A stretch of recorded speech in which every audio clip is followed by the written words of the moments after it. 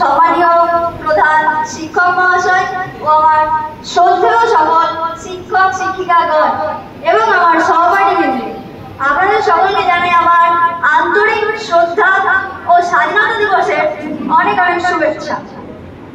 हम अपने जान के दुश्मन को अपनी जान कहते हैं, हम अपने जान के दुश्मन को अपनी जान कहते हैं, मोहब्बत की इसी मिट्टी को हिंदुस्तान। আজ একটি খুবই গুরুত্বপূর্ণ ও স্মরণীয় দিন উদযাপন করার জন্য আমরা সকলে এখানে সমবেত হয়েছি। তা হলো 15ই আগস্ট ভারতবর্ষের স্বাধীনতা দিবস। মধ্যরাতের প্রহরে যখন বিশ্ব ঘুমিয়ে থাকবে, ভারত স্বাধীনতার জন্য জেগে উঠবে। পণ্ডিত জওহরলাল নেহেরু এই সোনালী বাণীর মাধ্যমে প্রায় 200 বছরের ব্রিটিশ রাজত্বের পর 1947 সালের 15ই আগস্ট ভারতবর্ষ ন্যায্য স্বাধীনতা লাভ করেছিল।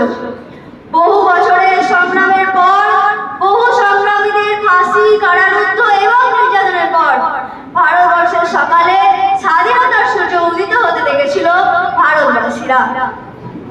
স্বাধীনতা আন্দোলনের কথা বলতে গেলে যে সকল বীর বিপ্লবীদের কথা মনে পড়ে তারা হলেন পণ্ডিত জওহরলাল নেহেরু, মহাত্মা গান্ধী, সুভাষচন্দ্র বসু, খান আব্দুল গফফর খান, আশফাক আলী মোল্লা, মৌলানা আবুল কাসেম, প্রীতিলতা ওয়াদ্দেদার, মাতঙ্গিনী হাজরা, আব্দুল রসুল, বেগম হযরত মহল প্রমুখ আরো অনেকে।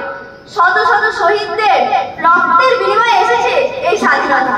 তাই আজ শুধুমাত্র স্বাধীনতা দিবস নয়, আজ সেই সমস্ত শহীদদের স্মরণ করারও দিবস। এই দিনটি